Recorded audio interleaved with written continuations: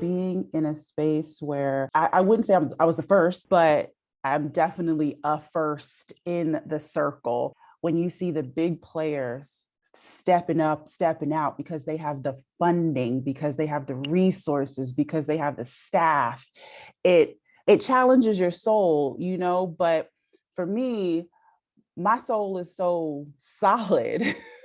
I self-talk a lot, all the time. And one of the things that I say to myself is there is enough space. Because if you go into the grocery store and you look at the bread aisle, there's a million brands of breads. So what? No one cares. They make room for it. If another brand of bread came out tomorrow, there will be enough space on the shelf.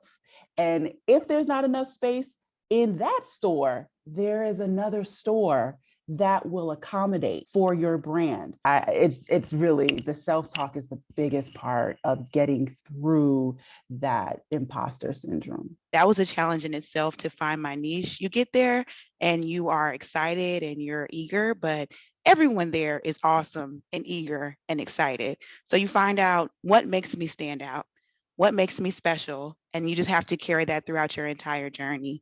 And just remember that you do have a voice. Your voice is valuable. You're a hot commodity in this type of field.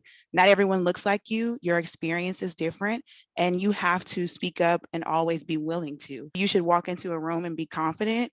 Remember that you have accomplished everything that's been put in front of you, and the challenges to come, you'll either excel and be great at them. And if you're not, then it's a learning experience. So imposter syndrome is definitely a very heavy monster to deal with, but you can do it. What can I say? I look very young, but I've been in the business for 20 years. So by that time, you just don't care. You know what they're going to say.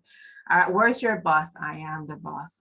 You just have to accept who you are and the essence that you bring. Nobody else will have what you have and what you can bring to the table. You're surrounded by people who don't really look like you, and sometimes that kind of makes you feel a little bit at odd. And especially when I'm from a different country as well, although I've been living in this country for such a long time. But at that time, finding someone that you can relate to was really difficult. And I used to eat my lunch on my desk. But I would say over the years, I do have a really great mentor, Dr. Maria Vogt.